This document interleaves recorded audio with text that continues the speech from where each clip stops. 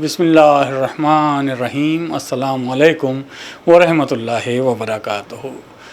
ناظرین، آج کی یہ مجلس عزا، مجلس ترحیم،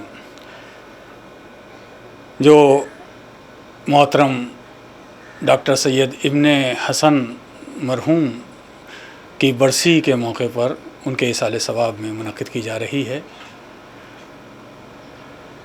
ڈاکٹر ابن حسن مرحوم اپنی پوری زندگی اسی کوشش میں رہتے تھے کہ قوم کے نوجوان، قوم کے بچے زیادہ سے زیادہ تعلیم حاصل کر سکیں اور ایک بہترین انسان بن سکیں. آج ان کی اولاد نمونے کے طور پر بہت اچھا رول ادا کر رہی ہے اور بہت ہی تعلیمی شعبے میں اپنے اپنے مقام پر اپنی اہم ذمہ داریاں نبھا رہی ہے. ناظرین، آج کی اس مجلس کو خطاب فرمائیں گے عالمی شہرت یافتہ ذاکر اہل بیت، نامور اسلامک اسکالر، مفکر اسلام مولانا ڈاکٹر سید حسن کمیلی صاحب قبلہ. ہم چاہتے ہیں ناظرین کہ عزاداری میں، جیسا کہ آپ جانتے ہیں کہ سب سے اہم رول ادا کیا ہے فرش عزا نے، مجلس عزا نے، اور بانی عزا شہزادی زینب سلام اللہ علیہ نے آج سے 1400 سال قبل شام میں فرش عزا کا اہتمام کیا تھا اور مجلس کا انعقاد کیا تھا. تو اس لیے مجلس عزاداری کا سب سے اہم جز ہے، سب سے اہم حصہ ہے. اور جب ہم مجلس منعقد کرتے ہیں تو اس میں کلام الہی کے بعد، اللہ کے ذکر کے بعد ہم سوز خوانی سے اس مجلس کا آغاز کرتے ہیں. تو اس لیے ناظرین، میں چاہتا ہوں کہ آج کی اس مجلس میں بھی ایک تبرکاً میں اس میں شریک ہو سکوں اور ایک مرثیے کے ایک یا دو بند سوز کے طور پر اس مجلس میں پڑھنا چاہتا ہوں. اور یہ مرثیہ مرحوم ابن حسن صاحب کو بہت پسند بھی تھا، تو میں چاہتا ہوں کہ اس کے دو بند آپ کی خدمت میں پیش کر سکوں. میر انیس کا بڑا مشہور معروف مرثیہ ہے، یہ چند بند سماعت فرما لیجیے. ایک بار بلند آواز میں نعرہ صلوات پڑھیے. اللہم صلی علی محمد وآل محمد.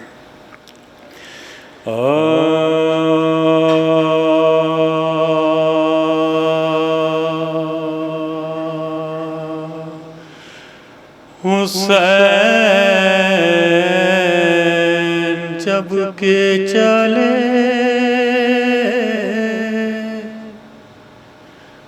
بعد دوپہر رن کو،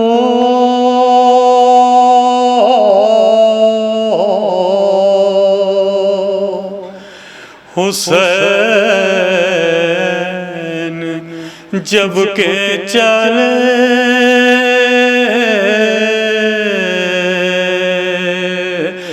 بعد دوپہر رن کو،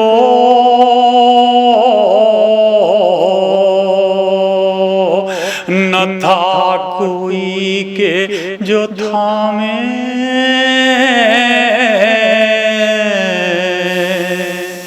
رکاب توسن کو.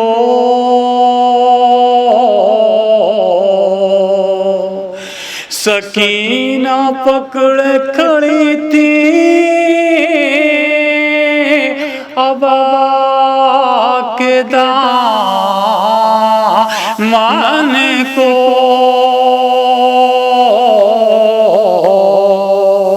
حسین چپکے کھڑے تھے جھکائے گردن کو.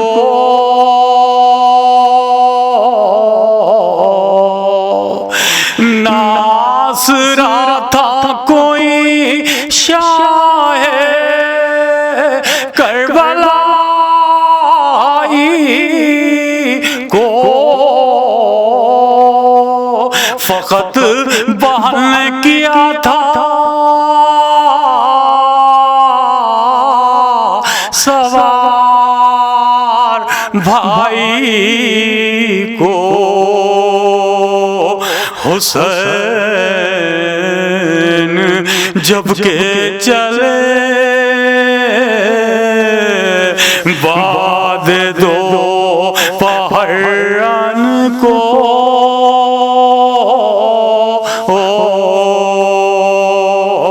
در خیام پہلے حرم بلکتے تھے زمین پا عابد بیمار سر پٹکتے تھے اور بہن جو روتی تھی مڑ مڑ کے شاہ تک تے زبان خشک تھی کچھ بات کر نہ سکتے تھے پکارتے تھے حرم شاہ نامدار چلے حسین مرنے چلے اور ہم کو مار چلے حسین جب کہ چلے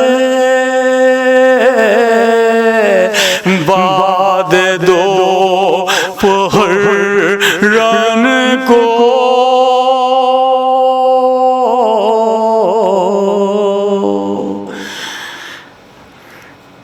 اللہم صلی اللہ محمد وآل محمد۔ ناظرین، اس وقت ہمارے ساتھ موجود ہیں نامور شاعر محترم پنڈت بھونیش کمار شرما بھون امروہی صاحب۔ وہ پیشخانی کے طور پر کچھ منظوم خراج عقیدت مولا کی بارگاہ میں پیش کریں گے۔ آپ سے گزارش ہے کہ ایک مرتبہ سورہ حمد اور 3 مرتبہ سورہ توحید کی تلاوت کر مرحوم ڈاکٹر سید ابن حسن ابن گل حسن کو بخش دیں۔ معزز حاضرین آداب، ڈاکٹر ابن حسن صاحب مرحوم امروہہ کی بڑی مشہور اور معروف شخصیت تھے۔ ان کی برسی کے موقع کے اوپر منعقد مجلس میں پیشخانی کے طور پر ایک قطعہ اور چند اشعار پیش کرنے کی اجازت چاہوں گا۔ 4 مصرعے دیکھیں۔ میں خلد میں یہ کہہ کے چلا جاؤں گا ایک دن، میں خلد میں یہ کہہ کے چلا جاؤں گا ایک دن، دروازہ خاتون جنا ڈھونڈ رہا ہوں، دروازہ خاتون جنا ڈھونڈ رہا ہوں، روکیں گے فرشتے تو یہ کہہ دوں گا بھون میں، روکیں گے فرشتے تو یہ کہہ دوں گا بھون میں، شبیر کے قدموں کے نشان ڈھونڈ رہا ہوں، شبیر کے قدموں کے نشان ڈھونڈ رہا ہوں۔ ایک سلام کا ایک مطلب اور 2-3 شعر دیکھا۔ زندگی میں کربلا پہنچا اگر تقدیر سے، زندگی میں کربلا پہنچا اگر تقدیر سے، خوب روں گا لپٹ کر روضہ شبیر سے، خوب روں گا لپٹ لپٹ کر روزہ شبیر سے، کیسے کرتے خون جس بے دین کی بیعت حسین، کیسے کرتے خون جس بے دین کی بیعت حسین، جن کو قدرت نے سجایا آیے تطہیر سے، جن کو قدرت نے سجایا آیے تطہیر سے، ان کے لب پر کربلا میں ہند کا آیا تھا نام، ان کے لب پر کربلا میں ہند کا آیا تھا نام، ہندوؤں کو یوں عقیدت ہو گئی شبیر سے، ہندوؤں کو یوں عقیدت ہو گئی شبیر سے۔ اور دیکھیں، ایسا لگتا ہے یزیدی اشکیا پتھر کے تھے، ایسا لگتا ہے یزیدی اشکیا پتھر کے تھے، پیاس اصغر کی بجھائی وہ بھی آب تیر سے، پیاس اصغر کی بجھائی وہ بھی آب تیر سے، جو نکاحت کے سبب چلنے سے بھی مجبور تھا، جو نکاحت کے سبب چلنے سے بھی مجبور تھا، تازیاں نے مار کر جکڑا اسے جنزیر سے، تازیاں نے مار کر جکڑا اسے جنزیر سے۔ سلسلے کا آخری شعر اور دیکھ لیں۔ وہ لسان اللہ کی بیٹی کا کوفے میں جہاد، وہ لسان اللہ کی بیٹی کا کوفے میں جہاد، قتل کر ڈالے ہزاروں اشکیا تقریر سے، قتل کر ڈالے ہزاروں اشکیا تقریر سے۔ مقطع اور سمجھ فرما لیں۔ کربلا خواب میں بھی دیکھتا ہوں اے بھون، کربلا کا خواب میں بھی देखता हूँ ऐ भुवन, काश ये हसरत निकल जाए मेरी ताबीर से, काश ये हसरत निकल जाए मेरी ताबीर से। जिंदगी में करबला पहुँचा अगर तकदीर से, खूब रोऊंगा लिपट कर रोज़े शबीर से। नाज़रीन, ये थे पंडित भुवनेश कुमार शर्मा भुवन अमरोवी, जो मौला की बारगाह में मंजूम खराज अक़ीदत पेश कर रहे थे, और मरहूम डॉक्टर इब्न हसन साहब के हवाले से भी उन्होंने अपने ख़यालात का इज़हार किया।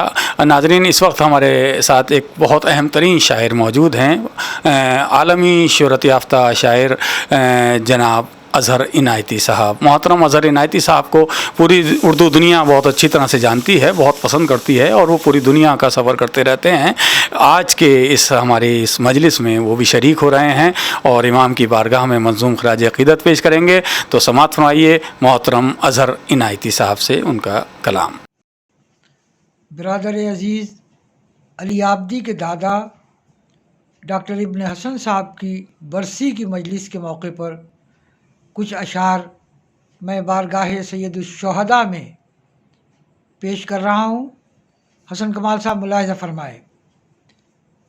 मुकम्मल सब्र की तस्वीर होना, मुकम्मल सब्र की तस्वीर होना बड़ा दुश्वार है, शबीर होना बड़ा दुश्वार है, शबीर होना। किसी भी गम की किस्मत में नहीं है, किसी भी गम की किस्मत में नहीं है, सिवा इस गम के आलमगीर होना, सिवा इस गम के आलमगीर होना बड़ा दुश्वार है, शबीर होना। मुलाज़ा शेर के वो फतह तशनगी सब पानियों पर, वो फतह तशनगी सब पानियों पर, वो एक तारीख का तहरीर होना, वो एक तारीख का तहरीर होना। वो सर हर बैते जालिम का कटना, वो सर हर बैते जालिम का कटना, वो एक इनकार का शमशीर होना, वो एक इनकार का शमशीर होना। और ये ख़ास तौर से ये भी मुलाहिज़ा करें मक्ताबी के, अगर दिल है तो फिर उस दिल में अज़हर, अगर दिल है तो फिर उस दिल में अज़हर, ज़रूरी है गमे शबीर होना, ज़रूरी है गमे शबीर होना। अगर दिल है तो फिर उस दिल में अज़हर, ज़रूरी है गमे शबीर होना। मुकम्मल صبر کی تصویر ہونا بڑا دشوار ہے، شبیر ہونا بڑا دشوار ہے، شبیر ہونا۔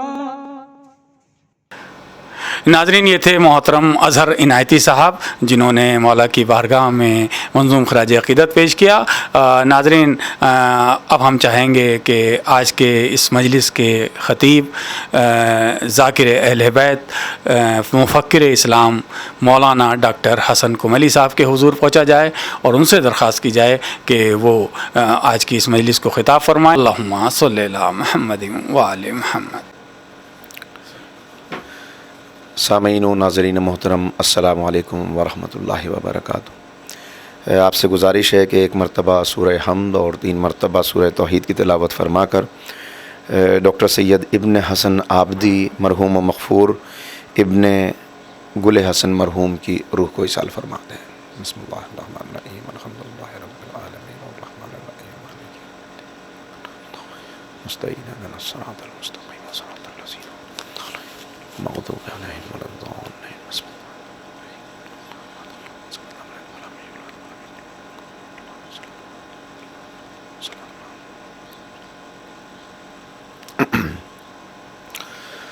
اعوذ باللہ من الشیطان اللعین الرجیم، بسم اللہ الرحمن الرحیم، الحمد للہ رب العالمین وبہ نستعین وہو المعین، والصلاة والسلام علی سید الانبیاء والمرسلین، سیدنا و نبینا و شفیع ذنوبنا والطبیب قلوبنا ابی القاسم محمد، اللہم صلی علی محمد وآلہ الطیبین الطاہرین المعصومین المظلومین المنتخبین المنتجبین، اما بعد فقد قال اللہ تبارک و تعالی فی کتابہ المجید وفرقانہ الرشید وقولہ الحق، بسم اللہ الرحمن الرحیم، هل يستوي الذين يعلمون والذين لا يعلمون، صدق اللہ العلی العظیم۔ بزرگان محترم و نوجوانان عزیز، اللہ تعالیٰ نے انسان کو جو یہ وجود عطا کیا ہے اس کے 2 حصے ہیں۔ ایک انسان کی ظاہری شخصیت ہے کہ جسے ہم دیکھتے ہیں اور اس کے ذریعے سے انسان کو ظاہراً پہچانتے ہیں۔ ایک انسان کی باطنی شخصیت ہے جس کو قرآن کریم نے حقیقی طور پر انسان کہا ہے۔ هل أتى على الإنسان حين من الدهر لم يكن شيئا مذكورا، یہاں بتایا گیا کہ انسان پر ایک زمانہ ایسا گزرا ہے جب وہ ناقابل ذکر تھا۔ یہ بات ہے عالم ارواح کی، عالم انوار کی، عالم ذر کی، کہ جہاں انسان صرف روح کی صورت میں موجود تھا اور اسے یہ جسم عطا نہیں کیا گیا تھا، لیکن اس روح کو جو انسان کی باطنی شخصیت ہے، جو انسان کا آدھا حصہ ہے، آدھا وجود ہے، اسے قرآن کریم نے انسان کہا کہ اس وقت بھی انسان تھا، انسان پر گزرا ہے زمانہ۔ پھر اسے اس دنیا کے اندر بھیج دیا گیا، اس عالم رنگ و بو میں انسانی شکل دے کر، لیکن اصل اس کی کامیابی یہ ہے کہ یہ اپنے اعمال سے یہ ثابت کرے کہ جیسی شکل اسے دی گئی ہے، انسانی صورت، انسانی وجود اسے دیا گیا ہے، واقعاً یہ اپنے باطنی شخصیت کے اعتبار سے بھی ویسا ہی انسان ہے، اور اس کے لیے ضرورت ہے اسے قدم قدم پر تربیت کی۔ انسان کی شخصیت کو جو چیز بناتی ہے وہ ہے اس کا نقص سے نکل جانا، اس کا ناقابل ذکر سے قابل ذکر بن جانا، یعنی اس کا اپنی جہالت سے آگے مرحلے طے کرتے ہوئے علم کی طرف بڑھنا اور ایک منزل تک پہنچ جانا، پھر علم جب یہ حاصل کر لے گا تو اب یہ قابل ذکر ہے، لیکن خالی علم بھی کافی نہیں جب تک علم کے ساتھ تربیت نہ ہو۔ اس لیے کہ علم تو انسان بہت سی چیزوں کو رکھتا ہے، جانتا ہے مگر مانتا نہیں ہے، جاننے کے باوجود قدم پیچھے ہٹا لیتا ہے۔ سب کو معلوم ہے کہ اسموکنگ کے نقصانات کیا ہیں، سب کو معلوم ہے کہ ڈرگس لینے کے نقصانات کیا ہیں، کون اس بات سے واقف نہیں ہے کہ شراب پینے کے نقصانات کیا ہیں؟ تو یہ وہ چیزیں ہیں کہ جن کے نقصانات انسان جانتا ہے، اور بہت سی چیزیں ہیں جن کے نقصانات اس کے اوپر بالکل روز روشن کی طرح واضح ہیں، مگر اس کے باوجود وہ نقصان اٹھاتا ہے، وہ خسارہ اٹھاتا ہے، وہ پستی میں رہتا ہے۔ کیوں؟ اس لیے کہ اس نے جان تو لیا مگر ماننے کے لیے آمادہ نہیں ہے۔ تو علم حاصل تو کر لیا مگر علم حاصل کرنا یہ اس کی شخصیت کا حصہ نہیں بن سکا۔ تربیت اصل میں اسی کو کہتے ہیں کہ جو انسان نے علم حاصل کیا ہے اس کو وہ ایک قدم آگے بڑھ کے اپنی عملی زندگی میں لائے، اور علم اور عمل، انسان نے علم حاصل کیا، اس کے عمل میں وہ علم نظر آنے لگا۔ یہی ہے تربیت کا حاصل کر لینا اور اس منزل تک پہنچ جانا، یہی انسان کی کامیابی کا راز ہے۔ اسی لیے قرآن کریم نے حقیقت انسان بیان کرتے ہوئے کہا، واللہ اخرجکم من بطون امہاتکم لا تعلمون شیئا، جب تم اپنے ماؤں کے بطون سے ظاہر ہوئے تو تم کچھ جانتے نہیں تھے۔ یعنی انسان کی ابتدا ہے نہ جاننا، چونکہ انسان کی ابتدا کمزوری ہے، ابتدا نہ جاننا ہے، ابتدا نقص ہے، ابتدا خسارہ ہے۔ اس لیے ایک سفر طے کرنے کے بعد، ایک جدوجہد کے بعد، ایک کوشش کے بعد، ایک مستقل اسٹرگل کے بعد وہ ایک مرحلے تک پہنچے گا جب وہ ناقابل ذکر سے قابل ذکر بنے گا اور نقص سے کمال تک پہنچے گا۔ اسی لیے کہا گیا کہ جب پیدا ہوئے تو تم کچھ جانتے نہیں تھے، پھر تم نے آہستہ آہستہ جاننا شروع کیا، مرحلے طے کرتا ہے انسان۔ آپ دیکھیں اگر انسان اور حیوان میں فرق یہی ہے، حیوان کا بچہ پیدا ہوتا ہے، انسان کا بچہ اشرف المخلوقات ہے، لیکن حیوان کا بچہ اس کے باوجود اپنی انسٹنکٹ میں وہ علم لے کر آتا ہے کہ اسے معلوم ہے میری غذا کہاں ہے۔ 21 دن میں انڈے سے چوزا نکلتا ہے، اپنی غذا تلاش کرنے لگتا ہے۔ بکری کا بچہ پیدا ہوتا ہے، 2-4 مرتبہ گرتا ہے، پھر اپنی ماں کے پیچھے پیچھے دوڑنے لگتا ہے۔ مچھلی کا بچہ پیدا ہوتا ہے، فوراً تیرنے لگتا ہے۔ لہٰذا یہ ساری چیزیں ہونے کے باوجود ان کا علم بہت محدود علم ہے، اس لیے کہ ان کو علم دیا گیا اتنا کہ اپنے دوست دشمن کو پہچان لیں، اپنی حفاظت کر لیں، اپنی غذا تلاش کر لیں، اپنی خواہشات کی تکمیل کر لیں، اور بس ان کا علم یہیں تک محدود ہے۔ اسی علم کے اوپر مسلسل عمل کرتے چلے آ رہے ہیں۔ گویا ان کی ایک محدود شریعت ہے جو انہیں دی گئی، علم کے اعتبار سے تربیت ہے، اور اسی کے اعتبار سے یہ آگے بڑھ رہے ہیں۔ مگر بہرحال اتنا آپ دیکھیں گے کہ جانور کے اندر بھی اس تربیت کے ایک مرحلے کو طے کرنے کے لیے ماں کے اندر مامتا رکھی گئی ہے، اور یہی مامتا ہے کہ جو دیکھیے ایک چھوٹے سے بے حیثیت جانور کو وہ طاقت عطا کر دیتی ہے کہ بڑے سے بڑے دشمن کا مقابلہ کرنے کے لیے آمادہ ہو جاتا ہے، اپنے بچوں کی حفاظت کرنے کے لیے۔ ایک چھوٹی سی چڑیا جس کی کوئی حیثیت نہیں، اپنے سے بہت بڑے جانور کے مقابلے پر اپنے بچوں کی حفاظت کے لیے آ جاتی ہے۔ آپ نے دیکھا ہوگا آج کل تو اینیمل پلینٹ کے ذریعے سے یہ مناظر دیکھنے کو مل جاتے ہیں کہ کس طرح ایک چھوٹا سا حیوان ماں کی مامتا چونکہ اس کے اندر ابھر آئی۔ یہ مامتا کیوں رکھی قدرت نے؟ یہ مامتا اسی لیے رکھی کہ انسان کو تربیت کی ضرورت تھی تعلیم کے ساتھ۔ اچھا، یہ مامتا جو ادھر رکھی گئی حیوانوں میں، اس میں ایک چیز آپ نے محسوس کی ہوگی، آپ دیکھیں گے، تجربہ کر سکتا ہے اس کا کوئی بھی، کہ یہ مامتا ایک خاص مدت تک رہتی ہے۔ اس کے بعد جب بچے اڑنے کے لائق ہو گئے، گھونسلے سے نکل گئے، اب اپنے ہی والدین ان کے لیے اجنبی ہیں، نہ وہ اپنے والدین کو پہچانتے ہیں نہ والدین انہیں پہچانتے ہیں۔ وہی ماں، وہی چھوٹی سی چڑیا جو اتنے بڑے عقاب سے لڑنے کے لیے تیار تھی، اب وہ اپنے بچوں کو پہچانتی بھی نہیں ہے۔ اسی طرح آپ चौपायों में देख लें, एक हद तक जब ज़रूरत है बच्चा अपनी माँ से वाबस्ता है, माँ बहुत उससे मोहब्बत करती है, उसकी मोहब्बत में बड़े से बड़े खूंखार जानवर के मुकाबले पर आमादा हो जाती है, मगर एक ख़ास मरहले के बाद अब यह मोहब्बत गोया ख़त्म हो गई, इसलिए कि वो अब अपनी ज़िंदगी ख़ुद गुजारने के लायक हो गया। यानी इससे साबित ये होता है कि ममता तरबियत के लिए ज़रूरी है, लेकिन तरबियत हासिल करके जब एक मरहले तक हैवान का बच्चा पहुंच गया, अब इसे तरबियत की मज़ीद ज़रूरत नहीं है, तो माँ के दिल से ममता को ख़त्म कर दिया गया और ये दोनों एक दूसरे के लिए अजनबी हो गए।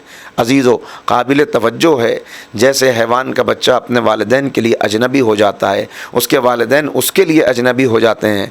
अगर इंसान को भी तरबियत की ज़रूरत ख़त्म हो जाती किसी मरहले पर, तो फिर इसे अपने वालिदैन के लिए अजनबी हो जाना चाहिए था, वालिदैन को इसके लिए अजनबी हो जाना चाहिए था। अब माँ अपने बच्चे को न पहचाने, अब बाप अपने बेटे को न पहचाने, अब औलाद अपने वालिदैन को न पहचाने, ये होना चाहिए था, लेकिन ऐसा नहीं है। ऐसा न होना ये साबित करता है कि इंसान की ज़िंदगी में तरबियत का मरहला कभी ख़त्म नहीं होता और इंसान के बच्चे को माँ की ममता की ज़रूरत और वालिदैन की वालिद की शफ़क़त की ज़रूरत हर उम्र के हिस्से में रहती है। लिहाजा वो मोहब्बत हमेशा मौजूद रहती है जो इसकी तरबियत करके इसको हर हर मरहले पर आगे बढ़ाती है। बच्चे कितने ही बड़े हो जाएं, लेकिन वालिदैन की से बेनियाज नहीं हो सकते, वालिदैन से उनका रिश्ता ख़त्म नहीं हो सकता, उन्हें हमेशा ज़रूरत रहेगी। लिहाजा इस ममता को हमेशा के लिए रखा गया।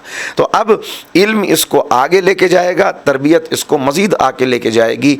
ऐसे लोग दुनिया के अंदर मौजूद हैं आज भी कि आप देखें कि वो तरबियत का हक़ अदा कर देते हैं, लेकिन ऐसे अफराद भी हैं कि जिन्हें मालूम ही नहीं कि तरबियत किसे कहते हैं। आज जिस मरहूम की मजलिस को ख़िताब करने की सआदत मैं हासिल कर रहा हूँ, उनके मुताल्लिक़ भी तमाम अफराद जानते हैं इस बात को कि तालीम और तरबियत पर पूरी ज़िंदगी वो न सिर्फ ज़ोर देते रहे बल्कि अमली तौर पर कोशां रहे कि नौजवान नस्ल की सही तरबियत हो सके, लोग तारीकी में न रहें, जहालत के अंधेरों में न रहें, बल्कि निकल के इल्म की रोशनी में आएँ। ये वाक़यान एक बहुत बड़ी जद्दोजहद, एक बहुत बड़ी इबादत है कि इंसान ये कोशिश करता रहे कि किसी तरह मुआशरा बुलंद हो जाए। जब इंसान के अंदर की शख्सियत बड़ी होनी शुरू होती है, ये फैलती है शख्सियत, अंदर की शख्सियत, तो फिर ये इंसान के जिस्म तक महदूद नहीं रहती, बल्कि ये आगे बढ़ के पूरे मुआशरे की रूह बन जाती है। अब वो चाहता है सिर्फ मैं बुलंद ना हूँ, बल्कि मेरे साथ मेरा ख़ानदान, मेरा मुआशरा, मेरी कौम, मेरा मुल्क, मेरा समाज, मैं सबको अपने साथ लेके बुलंद हूँ। लिहाजा ऐसे तमाम अफराद काबिल सताइश हैं। हमें ऐसे मरहूमीन को याद करना चाहिए। ऐसे बुज़ुर्ग मुआशरे के अंदर मौजूद हैं तो उनकी कद्र करना चाहिए। जमाल आबदी साहब मौजूद हैं, उनके दूसरे अहल खाना, ये अफराद भी मुसलसल उसी राह पर चलते हुए, उन्हीं नक्श कदम पर अपने कदमों को जमाते हुए मुसलसल ये कोशिश कर रहे हैं। लिहाजा इस कोशिश में सबको एक दूसरे का दस्तो बाजू बनना चाहिए। लेकिन अब ज़रा सा इस पर गौर कर लें कि कुरान कहता है कि हमने तुम्हें पैदा किया, तुम जाहिल थे, फिर एक मरहले तक पहुँचे, मरहले तक पहुँचने के बाद जो तुमने इल्म हासिल किया, तो अब भी यहाँ कहा गया वमा ऊती तुम मिनल इल्म इल्ला कलीला, हमने तुम्हें कलील इल्म अता किया है। यानी तुमने मरहले तय कर लिए, आगे बढ़ गए, स्कूल से कॉलेज, कॉलेज से यूनिवर्सिटी, उसके बाद सुपर स्पेशलाइजेशन, किसी भी अपने मैदान में जहाँ तुम तालीम हासिल कर रहे थे, जिस फील्ड में पढ़ रहे थे, वहाँ के एक्सपर्ट बन गए। अब तुम्हारी बात सबसे आला है, अब तुम्हारा कहा हुआ बिल्कुल मुस्तनद है। लेकिन इस सब के बावजूद कुरान ऐलान कर रहा है तुम्हारा इल्म कलील है, हमने तुम्हें कलील इल्म अता किया है। क्यों कलील कहा? इसलिए कि जो इल्म तुम इस दुनिया में हासिल करोगे, जब तक वो इल्म तुम्हारे अमल में ना आ जाए, जब तक वो इल्म तुम्हारी अमली ज़िंदगी में आके तुम्हारी शख्सियत को बदल ना दे, तुम्हारे शब व रोज़ तब्दील ना हो जाएं, तरजीहात तब्दील ना हो जाएं, अखलाक व किरदार बुलंद ना हो जाएं, उस वक्त तक इल्म है, मगर ये इल्म तुम्हें उतना नफ़ा नहीं पहुँचा सकता। फिर जब यही इल्म अमली ज़िंदगी में आ जाएगा तो इंसान का अखलाक बदलना शुरू होगा, उसका किरदार بدلنا شروع ہوگا، اور پہلا عمل تو یہی ہوگا جو میں نے عرض کیا کہ وہ صرف اپنے بارے میں نہیں سوچے گا بلکہ اب آگے بڑھ کے پورے معاشرے کے بارے میں سوچنے لگے گا۔ لہٰذا یہی وجہ ہے کہ امیر المومنین نہج البلاغہ کے اندر بار بار ارشاد فرماتے ہوئے نظر آتے ہیں، بار بار تاکید کرتے ہوئے نظر آتے ہیں، دیکھو علم حاصل کرنا، اے کمیل، جناب کمیل ابن زیاد النخعی پیغمبر کے مولا کائنات کے اتنے عظیم صحابی ہیں کہ جو 93 سال کی جنہوں نے عمر پائی ہے، اور 93 سال کی عمر میں مولا کائنات کی محبت میں جنہیں شہید کیا گیا، اور مولا کی تربیت کا عالم یہ تھا کہ ان کے قبیلے والوں نے ان کو چھپا لیا تھا۔ حجاج ابن یوسف ثقفی ان کی تلاش میں تھا، ہر ایک سے کہتا تھا کہ کسی طرح تلاش کر کے لاؤ، ڈھونڈ کے لاؤ، قبیلے والوں نے ان کو چھپا لیا تھا۔ لیکن پھر یہ اعلان کر دیا حاکم نے کہ اب بھی اگر کمیل نہیں ملے تو ان کے قبیلے کو جو ہماری طرف سے وظیفہ ملتا ہے وہ تمام قبیلے کے افراد کا وظیفہ بند کر دیا جائے گا۔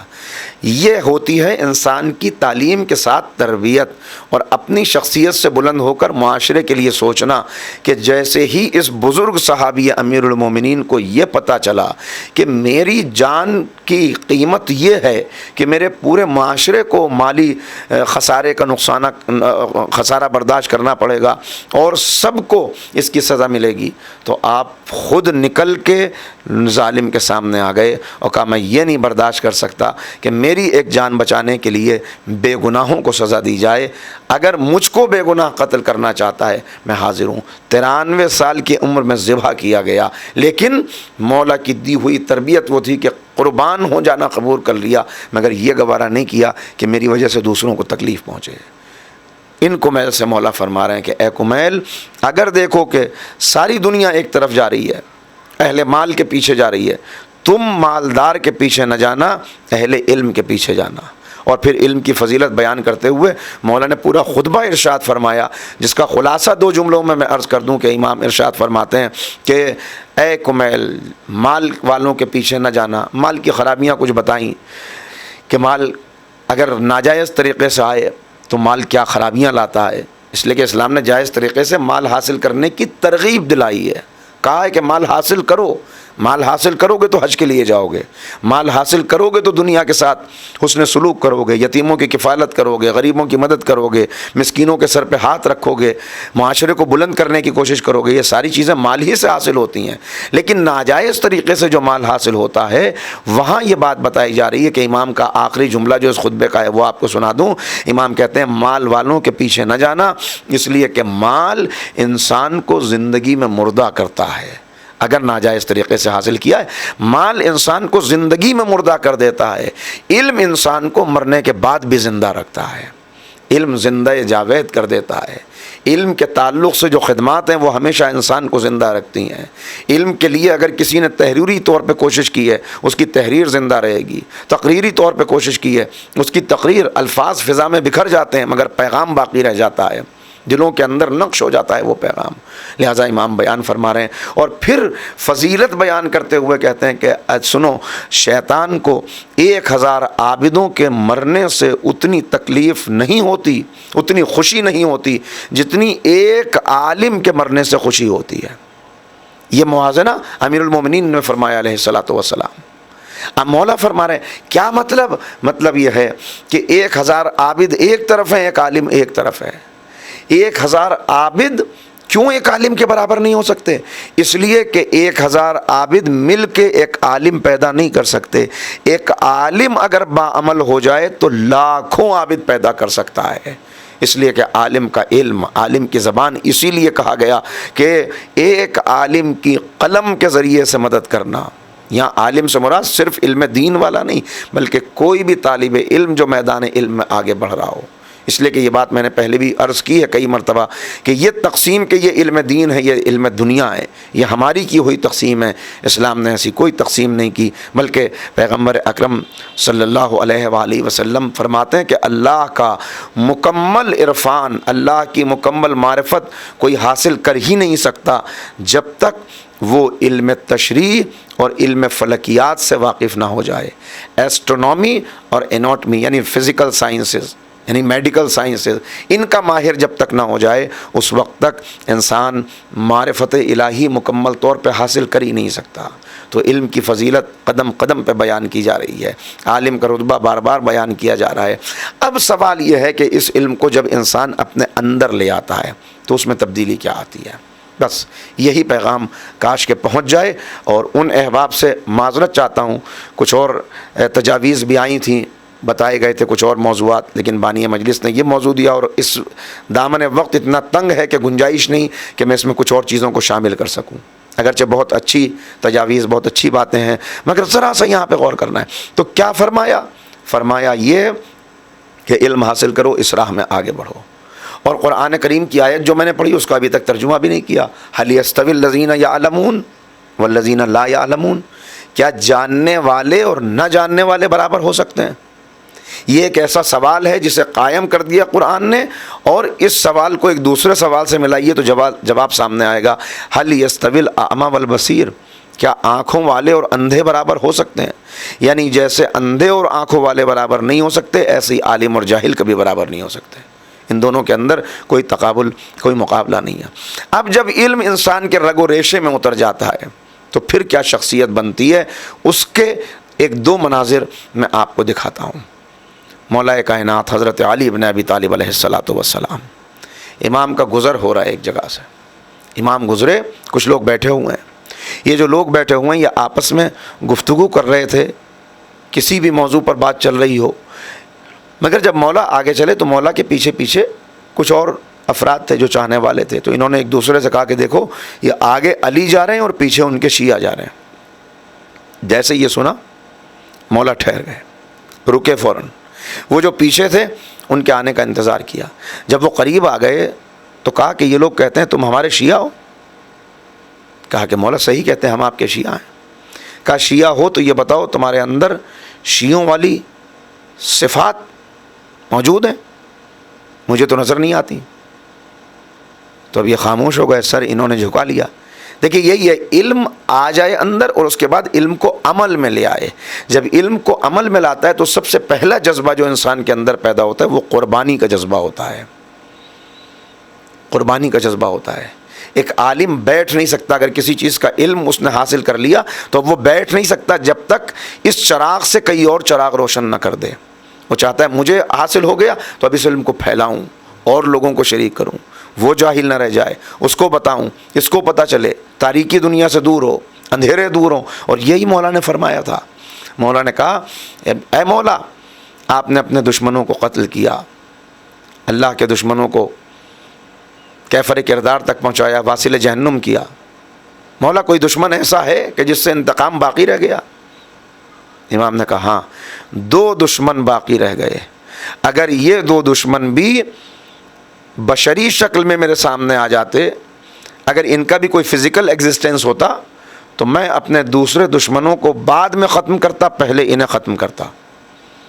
اب لوگوں کو حیرت ہو گئی کہ مولا تو اتنے نرمی کے ساتھ گفتگو کرتے ہیں، ظاہر ہے کہ جو اپنے قاتل کو بھی شربت کا جام پیش کرتا ہو، وہ کون سے دشمن ہیں جن کے لیے وہ یہ تمنا کر رہا ہے کہ سامنے آ جاتے تو مرحب و انتر کو بعد میں قتل کرتا، عمر بن عبدوبت کو بعد میں قتل کرتا، دشمنان اسلام کو بعد میں قتل کرتا، پہلے ان کو ختم کرتا۔ کہ مولا وہ کون سے؟ کہ ایک غربت، دوسرے جہالت۔ کہ غربت اور جہالت اگر میرے سامنے آ جاتے پہلے میں ان کو ختم کرتا، اس لیے کہ جہالت ہی کی وجہ سے انسان اہل بیت کو پہچان نہیں پاتا، اور غربت ہی کی وجہ سے کبھی کبھی انسان اپنے ایمان کا سودا کر لیتا ہے۔ لہذا غربت ہوگی تو آزمائش سخت ہوگی، غربت ہوگی تو انسان کے اندر خرابیاں پیدا ہوں گی، جہالت ہوگی تو انسان اللہ اور رسول کی معرفت سے دور چلا جائے گا۔ لہٰذا بس تو امام نے سوال کیا، امام نے پوچھا کہ تمہارے اندر، پھر کہا کہ اچھا کوئی ایک بات بتاؤ کہ اپنی زندگی کیسے گزارتے ہو۔ تو یہ لوگ کچھ دیر غور کرتے رہے، اس کے بعد ان میں سے ایک نے کہا کہ مولا زندگی اس طرح گزارتے ہیں، اگر اللہ کی طرف سے نعمت ملتی ہے تو شکر ادا کر لیتے ہیں، نعمت ملتی ہے تو شکر ادا کرتے ہیں، نعمت نہیں ملتی تو صبر کرتے ہیں۔ دیکھیے بظاہر یہ کتنا اچھا جواب ہے کہ نعمت ملے تو شکر کرتے ہیں، نعمت سے محروم ہو جاتے ہیں صبر کر لیتے ہیں۔ مگر مولا کی زندگی میں اس طرح کے جملے میں نے 2 یا 3 ہی جگہ دیکھے ہیں، ممکن ہے اور جگہ ہوں مگر میں اپنے محدود مطالعے کی بات کر رہا ہوں، 2-3 جگہ دیکھے ہیں۔ مولا نے جو جملہ کہا وہ بڑا سخت جملہ تھا، کہا یہ کام تو کوفے کے کتے بھی کر لیتے ہیں، اگر کوئی ان کے آگے روٹی ڈال دے تو شکر کرتے ہیں، آنکھوں میں ان کے تشکر کے جذبات نظر آتے ہیں، اپنی دم ہلا کے شکریہ ادا کرتے ہیں، اور اگر بھوکے رہیں تو اپنا پیٹ دبا کے ایک طرف پڑے رہتے ہیں، صبر کر لیتے ہیں۔ تو ایک مرتبہ یہ لوگ حیرت میں آ گئے، کہا مولا پھر، مولا آپ فرمائیے آپ کس طرح زندگی گزارتے ہیں؟ امام نے کہا جب اللہ ہمیں محروم رکھتا ہے کسی چیز سے، کسی نعمت میں تنگی ہوتی ہے تو ہم اس کا شکر کرتے ہیں، نعمت نہ ملنے پہ شکر کرتے ہیں، اور جب نعمت مل جاتی ہے تو اس نعمت میں دوسروں کو شریک کر لیتے ہیں۔ یہ ہے وہ جذبہ کہ جب انسان کو علم مل جائے تو وہ علم کو اپنے اندر محدود نہیں رکھ سکتا، اخلاق آ جائے تو وہ اخلاق کو لے کر بیٹھ نہیں سکتا، بلکہ وہ بے چین ہو جاتا ہے، اس کی بے چینی اسے کھڑا کر دیتی ہے۔ یہی جذبہ تھا جو مرحوم کے اندر موجود تھا، یہی جذبہ ہے جو ہر اہل دل میں موجود ہے، یہی جذبہ ہے جو ان کی اولاد میں اور دوسرے ان افراد میں جو علم کی تبلیغ کے لیے، قوم کی بلندی کے لیے، قوم کی خدمت کے لیے مسلسل سرگرداں رہتے ہیں، یہ ان کے اندر جذبہ موجود ہے۔ اور یہ جذبہ اگر قوم کے اندر آ جائے، ذرا آپ دیکھیے کتنا پیارا نسخہ ہے جو امیر المومنین نے بیان کیا، جب کوئی نعمت ملتی ہے تو دوسروں کو شریک کر لیتے ہیں۔ آج دنیا کے اندر بغض کیوں ہے، حسد کیوں ہے، کینہ کیوں ہے، عداوت کیوں ہے، نا اتفاقی کیوں ہے، اختلاف کیوں ہے، ایک دوسرے سے دشمنی کیوں ہے، جھوٹے مقدمے کیوں ایک دوسرے کے اوپر کیے جا رہے ہیں؟ صرف اس لیے کہ انسان دیکھتا ہے یہ نعمت اس کے پاس ہے میرے پاس نہیں، تو حسد میں مبتلا ہوتا ہے، اور حسد آگے بڑھتے بڑھتے کہاں تک نوبت پہنچا دے، یعنی حسد وہ ہے جو انسان کے ایمان کو کھا جاتا ہے، جو انسان کے ایمان کو ختم کر دیتا ہے۔ حسد سے قتل تک نوبت آتی ہے، حسد سے طلاق تک نوبت آتی ہے، حسد سے نا اتفاقی تک نوبت آتی ہے، حسد کی وجہ سے قومیں آپس میں لڑ جاتی ہیں۔ مگر امام نے وہ نسخہ بتا دیا کہ اگر تمہیں نعمت ملے اور اس نعمت میں دوسروں کو شریک کر لو تو حسد خود بخود ختم ہو جائے گا۔ اس لیے کہ حسد ہوتا ہی اس لیے یہ چیز اس کے پاس ہے میرے پاس نہیں۔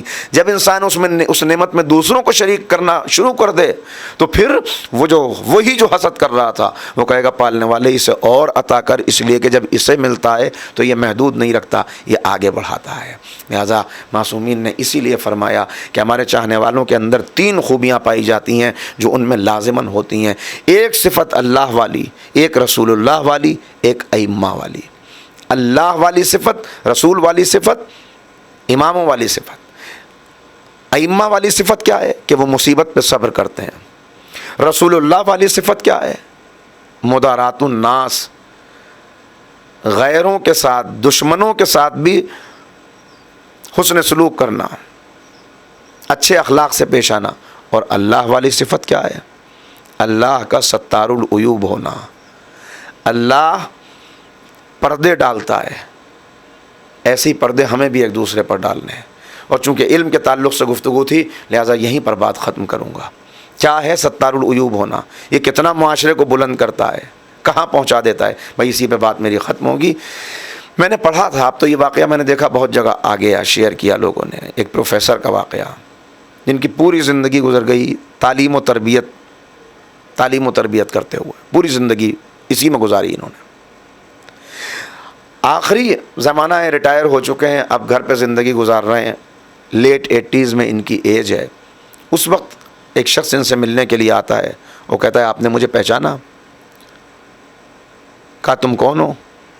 کہا میں آپ کا شاگرد ہوں، اب میں بھی پروفیسر ہو چکا ہوں، آپ کے نقش قدم پہ چلتے ہوئے میں بھی یہاں تک پہنچا، اور اگر آپ میری زندگی میں نہ آتے، اگر آپ سے میری ملاقات نہ ہوئی ہوتی تو میں اس سماج کا، اس معاشرے کا بدترین آدمی ہوتا، کیونکہ میں تو برائی کی طرف جا رہا تھا، مسلسل برائی کی طرف۔ مگر وہ ایک واقعہ تھا جس نے میری زندگی کو بدل کے رکھ دیا۔ کہا کون سا واقعہ؟ کہا آپ مجھے نہیں پہچان سکے؟ کہا وہ ایک واقعہ کہ بچپن میں جب میں آپ کی کلاس میں تھا، برائی کے راستے پر چل چکا تھا، بے راہ روی میری زندگی میں آ چکی تھی، میرا ایک دوست نئی گھڑی پہن کر کلاس میں آیا، میں نے اس کی گھڑی چرا لی، اس نے آپ سے شکایت کی کہ میری گھڑی چوری ہو گئی ہے، آپ نے اعلان کیا کہ اگر اس کی گھڑی کسی نے لی ہے تو واپس کر دے، مگر میں وہ گھڑی دینے کے لیے تیار نہیں تھا۔ کہ اس کے بعد آپ نے کہا کہ کلاس آپ نے اندر سے بند کر لی، اور آپ نے کہا کہ تمام اسٹوڈنٹس دیوار کی طرف منہ کر کے کھڑے ہو جائیں، اور اس کے بعد آپ نے سب کی تلاشی لینی شروع کی۔ میں اسی صف میں، اسی قطار میں چوتھے پانچویں نمبر پہ کھڑا ہوا تھا جب آپ نے میری جیب میں ہاتھ ڈالا، گھڑی برآمد ہو گئی، لیکن آپ نے تلاشی لینا بند نہیں کیا، بلکہ ایک ایک کر کے آپ نے سب کی تلاشی لی۔ سب کی تلاشی لینے کے بعد آخر میں آپ نے کہا بچوں بیٹھ جاؤ، گھڑی مل گئی ہے، وہ گھڑی دے دی۔ اگر آپ اس دن یہ عمل نہ کرتے تو لوگوں کو پتہ چل جاتا کہ میں چور ہوں۔ اس واقعے نے میری زندگی پہ بہت گہرا اثر ڈالا، اور میں نے کہا یہ ہے انسان، ایسا انسان ہونا چاہیے۔ میں نے برائی کا راستہ چھوڑ دیا اور خیال کیا کہ آپ کے نقش قدم پہ چل کے اب میں بھی ایسے ہی انسان بنوں گا۔ کہ اس دن اگر میں ان کے سامنے بے عزت ہو جاتا، یقیناً میں اسی برائی کے راہ پہ اور آگے بڑھ جاتا کہ اب تو میرا بھید کھل چکا، اب لوگوں سے کیا چھپانا۔ لیکن اس دن آپ نے پردہ ڈال کر، آپ نے میرا نام چھپا کر بس یہ سننا تھا۔ ایک مرتبہ پروفیسر نے کہا اچھا بیٹا وہ تم تھے، مجھے آج پتہ چلا کہ وہ تم تھے۔ کہا کیوں؟ کہا اس لیے کہ جب میں نے سب کو دیوار کی طرف منہ کر کے کھڑے ہونے کا حکم دیا تھا، جب میں نے سب سے کہا تھا اپنی اپنی آنکھیں بند کر لو، جب میں نے دروازہ بند کیا تھا، تلاشی لینا شروع کی تھی، سب کی آنکھیں بند کروانے کے ساتھ میں نے اپنی آنکھیں بھی بند کر لی تھیں، لہٰذا مجھے بھی پتہ نہیں تھا کہ وہ تم ہو، آج پتہ چلا۔ یہ ہے اللہ کی صفت کا بندے کے اندر پیدا ہو جانا، اور جتنا جتنا تعلیم بڑھتی ہے اور تعلیم حصہ بنتی ہے انسان کی شخصیت کا، اتنا اتنا اس کا کردار بدلتا ہے۔ یہ ہے اللہ والی صفت۔ اگر یہ صفت ہمارے اندر پیدا ہو جائے، اللہ کی صفت عیب پہ پردہ ڈالنا، اہل بیت کی صفت مصیبتوں پہ صبر کرنا۔ کیسی مصیبتیں ہیں جن پر اہل بیت نے صبر کیا ہے، اللہ اکبر۔ اگر کوئی اور ہو اس جگہ پر، صبر کرنا تو دور ہے، انسان اپنے دین پہ باقی نہ رہے، مگر کیسا صبر کیا اور کیسی قیمت عطا کی۔ بس متوجہ ہونے کی ضرورت ہے، رونے کے لیے مصائب کی ضرورت بھی نہیں ہوتی اگر تصور پیدا ہو جائے۔ کیسی مصیبتوں پہ صبر کیا ہے، اتنا علم رکھنا۔ دیکھیے صاحب علم ہی اتنا بڑا صبر کر سکتا ہے، لہٰذا اگر جناب زینب نے ایسا صبر کیا ہے تو اسی لیے کہ وہ عالم غیر متعلمہ ہے۔ امام زین العابدین نے اگر ایسا صبر کیا ہے، امام تو خیر معصوم ہے، امام تو خیر اللہ کا نمائندہ ہوتا ہے، لیکن باقی سب کا صبر وہ اسی خاندان کی علم اور تربیت کا نتیجہ ہے۔ اور کیسا صبر کیا ہے، اگر لبوں پر ایک مرتبہ حرف شکایت آ جاتا، اگر بد دعا آ جاتی ایک مرتبہ، قیامت آ جاتی، عذاب نازل ہو جاتا، سب ختم ہو جاتے، مگر کیسی مصیبتوں پہ صبر کر رہی ہیں وہ بیویاں کہ جن کا کھلا سر کبھی سورج نے بھی نہ دیکھا ہو، انہیں بازاروں سے گزارا جا رہا ہے، انہیں بازاروں سے گزارا جا رہا ہے۔ صرف بازاروں سے گزارا جانا نہیں، میرا امام گریہ فرماتا ہے، امام کہتے ہیں ایسی مصیبتیں ہمارے اوپر پڑی ہیں کہ مصیبتیں ان کے بعد اب بار بار شکوہ کرتے ہیں کہ ہائے شام، ہائے شام، ہائے شام۔ بولا کیا مصیبتیں پڑیں؟ کہ ایک مصیبت تو یہ تھی جب ہمیں بازاروں سے گزارا گیا تو نامحرموں کا مجمع تھا اور اپنی اپنی چھتوں سے لوگ پتھر پھینک رہے تھے، کوئی پتھر پھینکتا تھا، کوئی انگارے پھینکتا تھا۔ کہ ایک ظالم نے ایک ایسا پتھر پھینکا جو آ کے میرے بابا کی پیشانی پہ لگا، خون تازہ جاری ہو گیا کہ میری پھوپھی کا عالم یہ ہوا کہ میری پھوپھی ایک مرتبہ کہتی ہیں کس کے پتھر مار رہے ہو، جانتے ہو یہ کون ہے؟ کہ یہ ایسی مصیبت تھی کہ جس کا برداشت کرنا ممکن نہ تھا۔ کہ اس کے بعد یہاں سے قافلہ آگے بڑھا، کسی کو کچھ رحم آیا، انہوں نے کھجوریں پھینکنی شروع کر دیں، روٹیاں پھینکنی شروع کر دیں۔ کہ اس وقت میری پھوپھی نے خطاب کر کے کہا ارے یہ کھجوریں نہ پھینکو، یہ روٹیاں نہ پھینکو، اس لیے کہ ہم آل رسول ہیں، ہم پہ صدقہ حرام ہے۔ اللہ اکبر۔ کہ اسی طرح قافلہ بڑھ رہا تھا، ایک بیوی کی نظر سکینہ پہ پڑی، دیکھا کہ کتنی پیاری بچی ہے مگر کتنی مظلومہ ہے۔ اسی لمحے جناب سکینہ نے کہا پھوپھی اماں ذرا سا پانی اگر مل جاتا۔ بس اس بیوی نے فوراً اپنے گھر میں گئی، ایک ایک جام پانی کا لے کے آئی اور کہا بی بی پانی پی لو۔ جناب سکینہ نے ہاتھ بڑھ کے پانی لیا، مگر پھر پھوپھی کی طرف دیکھا، پھوپھی اماں اجازت ہے پانی پی لوں؟ کہا میری لال پانی پی لو۔ کہا بی بی جب پانی پی چکو تو کچھ دعائیں کر دینا۔ میں اسی لمحے جناب سکینہ رک گئی، کہا پہلے اپنی دعائیں بتا دو کیا ہے؟ کہا بی بی میری پہلی دعا یہ ہے کہ جیسے جن حالات میں یہ بچی یتیم ہوئی اس طرح میرے بچے یتیم نہ ہوں۔ بس سکینہ نے ننھے ننھے ہاتھوں کو پھیلایا، پالنے والے سکینہ کی یتیمی کا واسطہ، اس کے بچے ایسے عالم غربت میں یتیم نہ ہوں۔ کہ میرا شوہر پردیس میں ہے، خیریت سے واپس آ جائے۔ کہ پالنے والے ہماری غریب الوطنی کا واسطہ، اس کا شوہر خیریت سے واپس آ جائے۔ کہ بی بی اور مجھے مدینے جانا نصیب ہو۔ میں اتنا سننا تھا۔ جناب زینب نے کہا مدینے جا کے کیا کرے گی؟ کہ میں اسی لیے تو زندہ ہوں، مدینے جاؤں گی۔ مدینے میں میری شہزادی فاطمہ کا گھر ہے۔ کہ فاطمہ تو اب زندہ نہیں ہے۔ کہا ارے فاطمہ نہیں ہے مگر خدا رکھے میرے امام ہیں، میرا حسین ہے، عباس ہے، میری شہزادی زینب ہے۔ بس زینب نے اپنا نام سنا۔ کہا کیا تو زینب کو پہچانتی ہے؟ کہ کیسے نہ پہچانوں گی، میں نے اپنی گود میں کھلایا ہے، میں اس گھر کی خادمہ رہ چکی ہوں۔ کہا اب دیکھے گی تو زینب کو پہچان لے گی۔ کہا بی بی فوراً پہچان لوں گی۔ بی بی نے دیکھا کوئی دیکھ تو نہیں رہا، آہستہ سے چہرے سے بالوں کو ہٹایا۔ اے ام حبیبہ تو نے کہاں پہچانا؟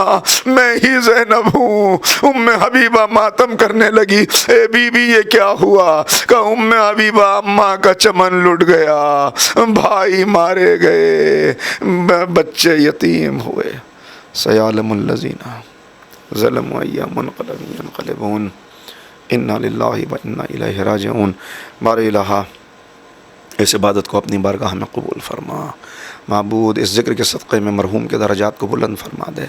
بار الہ ہماری قوم میں تعلیم کا رجحان پیدا کر، تعلیم اور تربیت کے مرحلے میں ہم ہر لمحہ آگے بڑھیں تاکہ ہمارے ائمہ ہم سے راضی ہو جائیں۔ بار الہ جو بے روزگار ہیں برسر روزگار فرما دے، مقروض ہیں ان کے قرضوں کو ادا کر دے، جو بیمار ہیں انہیں شفائے کاملہ واجلہ عنایت فرما۔ امام کے ظہور میں تعجیل فرما، ہمیں امام کے انصار و ایوان میں شمار فرما۔ حضرات ایک مرتبہ سورہ حمد اور 3 مرتبہ سورہ اخلاص کی تلاوت فرما کر ڈاکٹر سید ابن حسن عابدی ابن گل حسن مرحوم کی روح کو اصال فرما دیں۔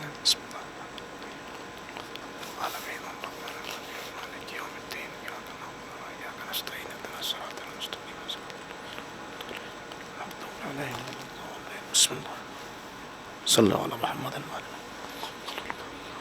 صلی اللہ علیہ محمد۔ اللہم صلی اللہ محمد وآل محمد۔